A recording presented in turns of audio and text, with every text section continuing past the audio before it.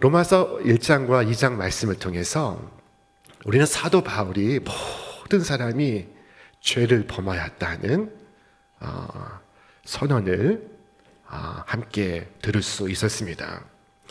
이방인이나 유대인이나 다 같이 죄 아래 있다는 사도 바울의 선언이었습니다.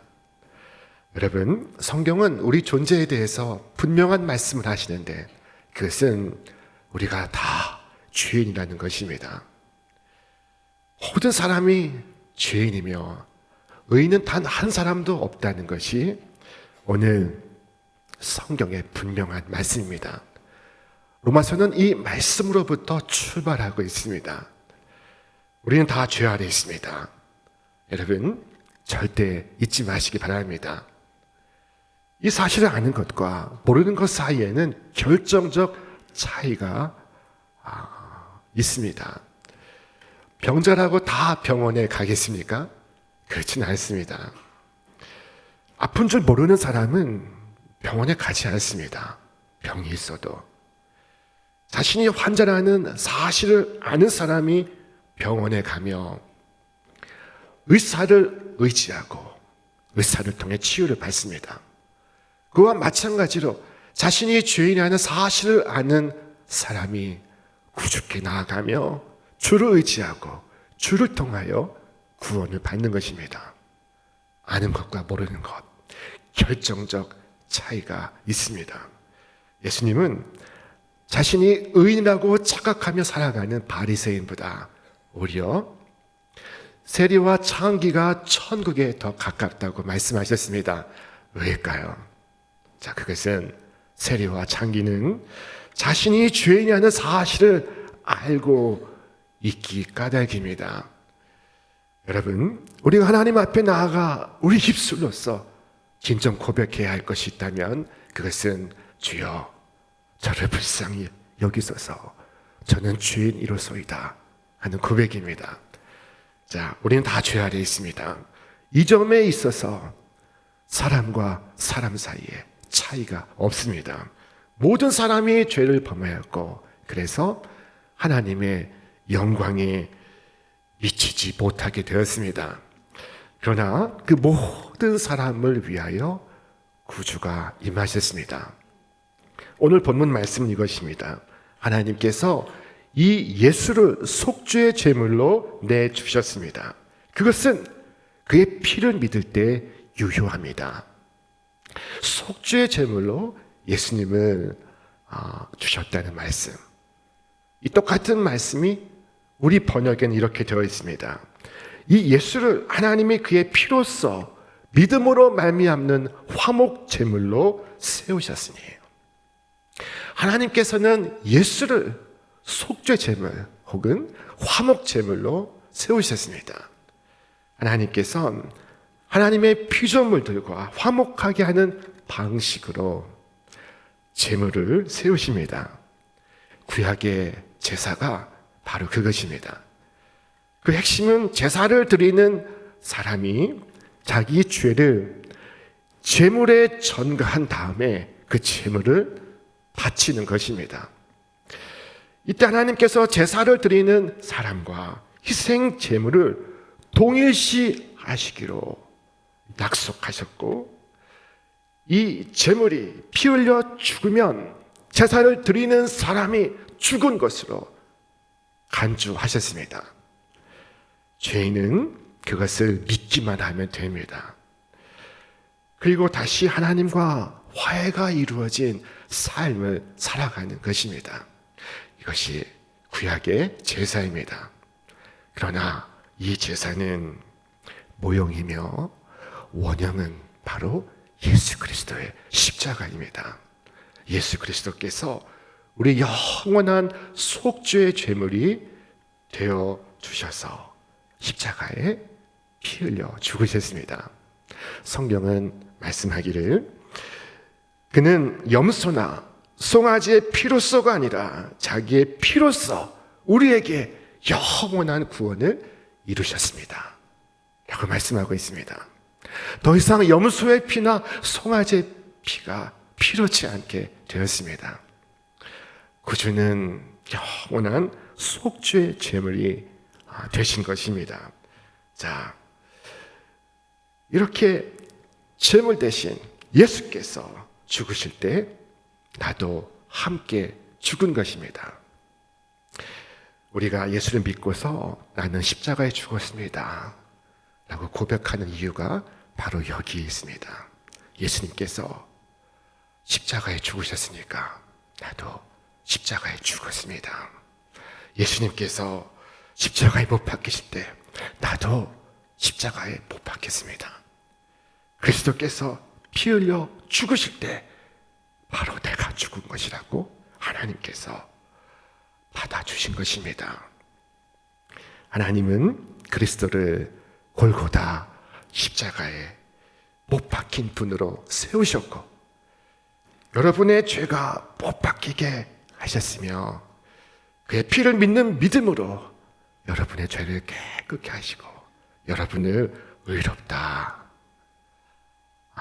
여기시게 되었습니다. 하나님은 이처럼 그리스도를 화목제물로 세우셨습니다. 어떤 설교자는 지식을 세웁니다. 날마다 전파되는 말씀 속에서 저 영감받은 책 속에서 하나님은 그리스도를 화목제물로 세우셨습니다.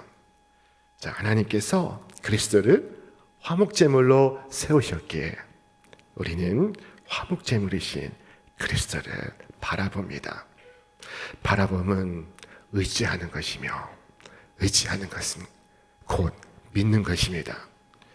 이스라엘 백성들이 광야를 지날 때 하나님께 원망하며 하나님을 향하여 범죄하였습니다. 그때 하나님께서 이스라엘의 진영에서 불뱀이 나오게 하사 불뱀이 이스라엘 사람들을 물게 하셨습니다. 여러 사람이 죽었습니다. 이렇게 되자 백성들이 자신들의 죄를 깨닫고 모세에게 나와 부탁했습니다. 자신들을 위하여 기도해 달라고. 그때 모세가 백성들을 위하여 기도했습니다. 그리고 기도를 들으신 하나님께서는 놋뱀을 만들어 장대에 높이 세우라. 그것을 쳐다보는 자는 살리라 말씀하셨습니다. 자, 이 얼마나 간단한 지시입니까? 쳐다보면 살 것이라.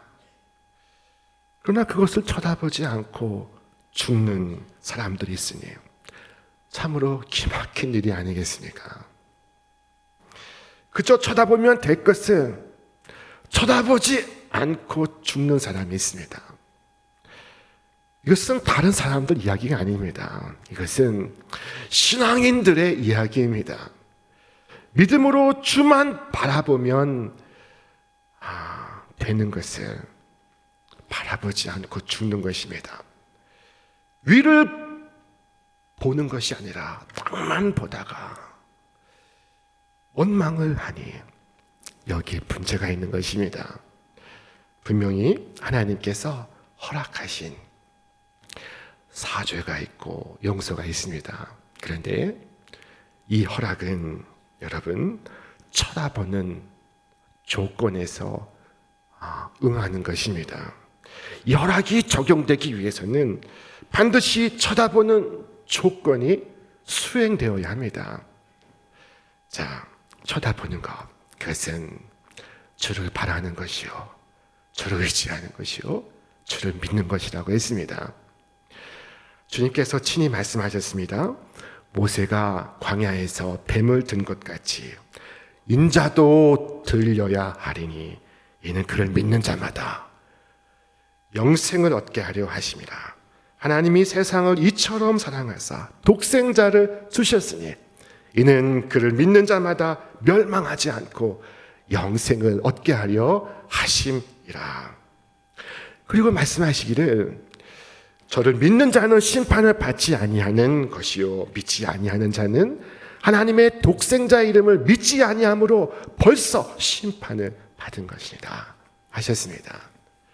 자, 하나님은 예수를 영원한 속죄의 제물로 세우셨습니다. 그리스도는 염소나 송아지의 피로서가 아니라 자신의 피로서 우리를 위한 영원한 구원을 이루셨습니다. 자, 그런데 우리가 저지르는 아주 일반적인 실수는 그것만으로는 충분치 않다라고 생각하는 것입니다. 죄에 대한 이 화목 제물로는 충분하지 않다라고 생각하는 것입니다. 주께서 말씀하셨습니다. 수고하고 무거운 짐진 자들아 다 내게로 오라. 내가 너희를 쉬게 하리라. 이 약속을 얼마나 많은 사람들이 읽고 있습니까? 그러나 실제로 사람들은 더 많이 수고하고 더 무거운 짐을 져야 비로소 쉴 수 있을 것이라고 생각합니다. 이 얼마나 허무맹랑한 생각입니까? 수고하고 무거운 짐을 지는 자는 쉴 수 없습니다. 수고하고 무거운 짐을 지는 것은 쉬는 것이 아닙니다.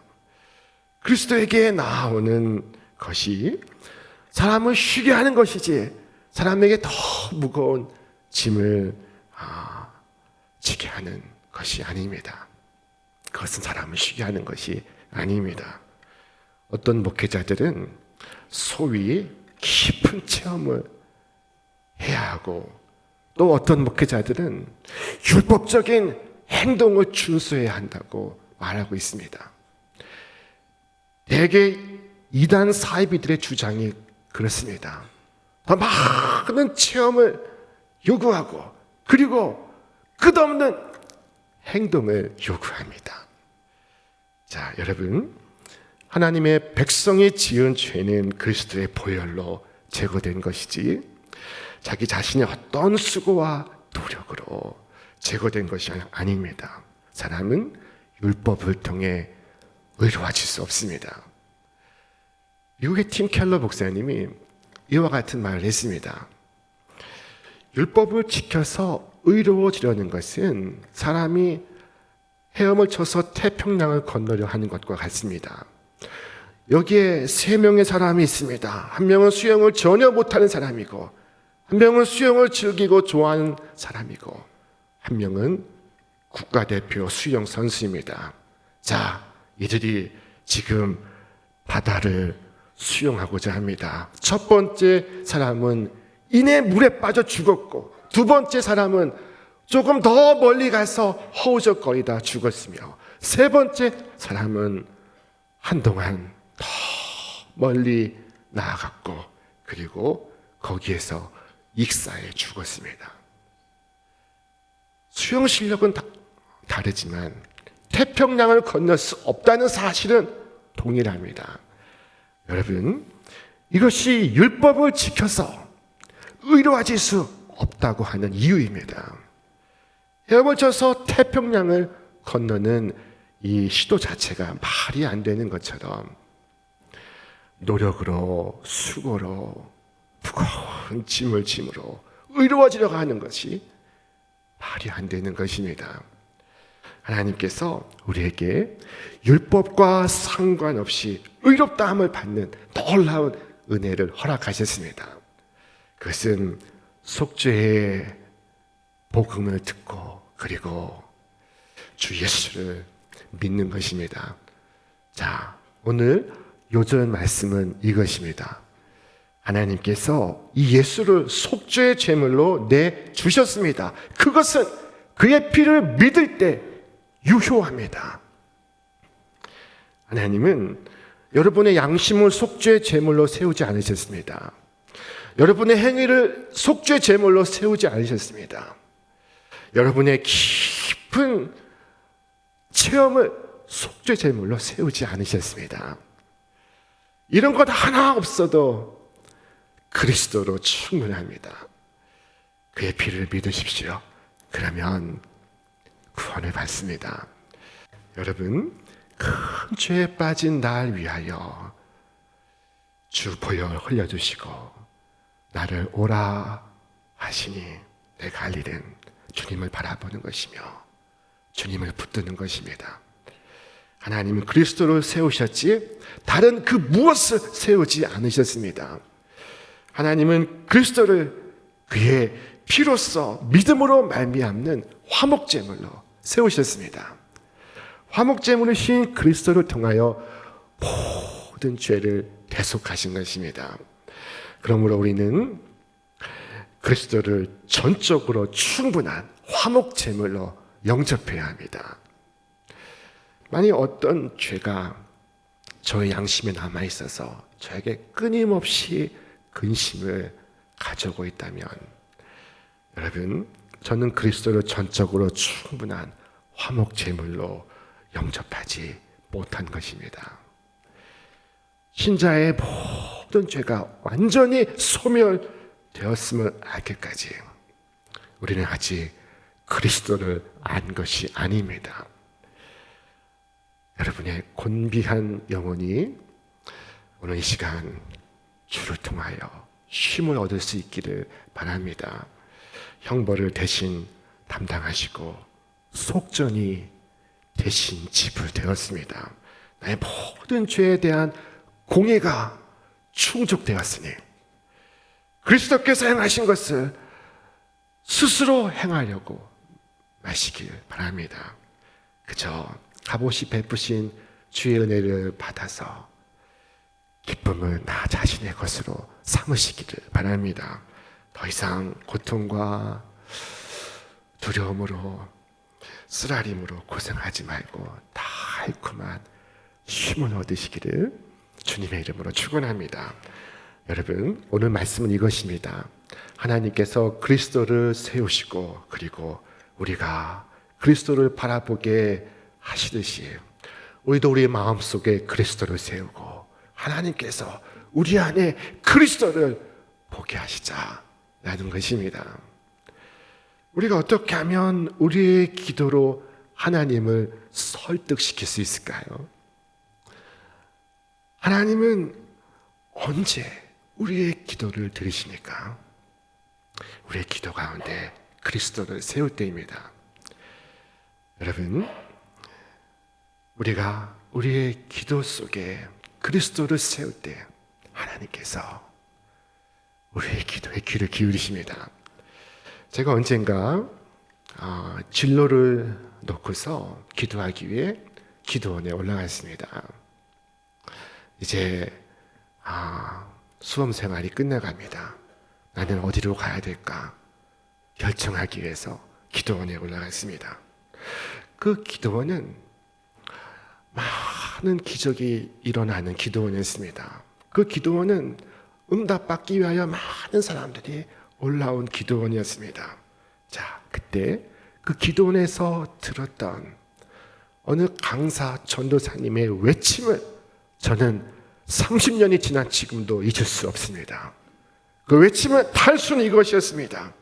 예수의 피, 예수의 피를 의지하십시오. 자, 하나님은 예수 그리스도의 피를 외면하실 수 없습니다. 하나님께서 그리스도의 피를 의지하는 자를 결코 외면하실 수 없습니다.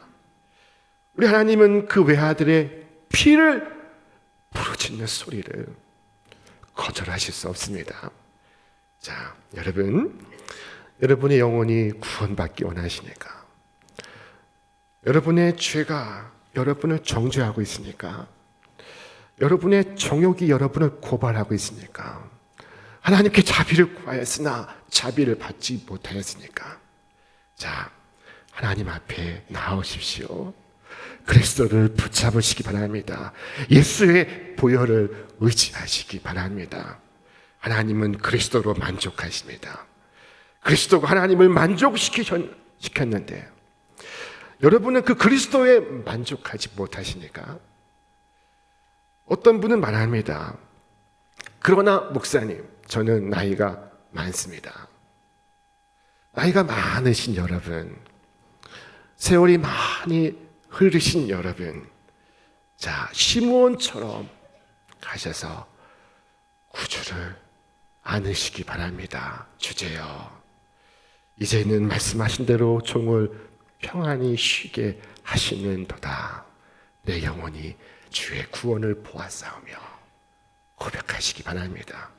그러나 목사님, 저는 너무 가난합니다. 저는 아직 준비가 안 되었습니다.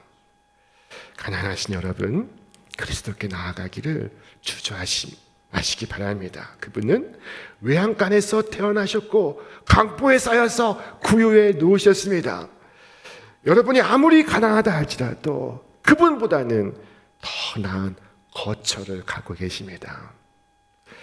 그분보다 더 가난하지 않습니다. 그러나 목사님, 저는 용서받지 못할 죄인입니다. 저는 한평생 이 죄의 용서를 구했습니다. 그러십니까? 주께서 말씀하셨습니다. 우리 함께 읽겠습니다. 건강한 자에게는 의사가 쓸데없고 병든 자에게라야 쓸데있나니 내가 의인을 부르러 온 것이 아니요 죄인을 불러 회개시키러 왔노라. 사랑하는 여러분, 오늘 여러분이 가진 모든 그러나를 폐기하시기 바랍니다. 여러분은 그리스도 외에 더 무엇인가를 추구할 수 없습니다.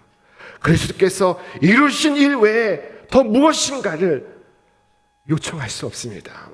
자, 그리스도가 하나님과 화해하기에 충분하지만 여러분과 화해하기에는 충분하지 못하십니까? 하나님은 예수님의 보혈을 충분한 대가로 여기시지만 그러나 여러분은 그렇게 생각하지 않는 것이니까 영원한 심판장이신 하나님께서 예수님을 받으셨는데 여러분은 예수님을 거부하십니까?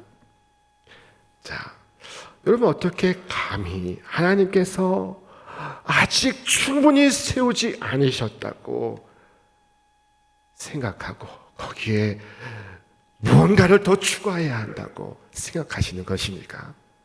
자, 여러분이 누구이든지 여러분이 어떤 삶을 살았든지 여러분의 지금 감정과 느낌과 정서가 어떠하든지 여러분의 영혼을 그리스도께 맡기시기 바랍니다. 다른 방법은 없습니다. 그리스도를 의지하시기 바랍니다. 그리스도를 바라보시기 바랍니다. 그리스도를 붙잡으시기 바랍니다. 오늘 25절 말씀이 이렇게 끝을 맺고 있습니다. 이는 하나님께서 길이 참으시는 중에 전에 지은 죄를 간과하심으로 자기의 의로우심을 나타내려 하심이니. 이 간과의 뜻이 무엇일까요? 간과는 모른 척하는 것, 못 본 척하는 것, 그것입니다. 자, 여러분, 모르고 넘어가신 것이 아니라 알고서 넘어가신 것입니다. 우리가 잘못했습니다. 그런데 하나님께서 죄를 묻지 않으십니다. 하나님의 간과는 속죄 제물이신 그리스도를 인함입니다. 그리스도를 믿는 자는 정죄함을 받지 않습니다. 그를 믿는 자는 의롭다 여김을 받습니다. 여러분, 오늘 나를 속죄해 주신 하나님, 나를 위하여 화목제물이 되어주신 주님, 그 주님께서 오늘 우리를 향하여 오라, 내가 너희를 쉬게 하리라 말씀하십니다. 여러분, 그리하여 주께 나아가는 자를 마지막 심판날에 주께서 무엇이라고 말씀하시겠습니까? 오라, 내 아버지께 복받은 자여 나에게로 오라. 창세로부터 너희를 위하여 예비한 나라를 상속받으라. 여러분, 오늘 죽음과 영혼이 어제보다 오늘 더 가까워졌습니다. 죽음과 영혼이 어제보다 오늘 더 여러분에게 가까워질 때 이렇게 주님께 나오게 된 것을 자랑할 수 있는 여러분과 제가 될 수 있기를 바랍니다. 주를 믿는 여러분을 주께서 오늘 구원하시고 이 세상 끝까지 지키시고 그리고 영원한 축복으로 축복하시기를 주님의 이름으로 축원합니다. 축원합니다.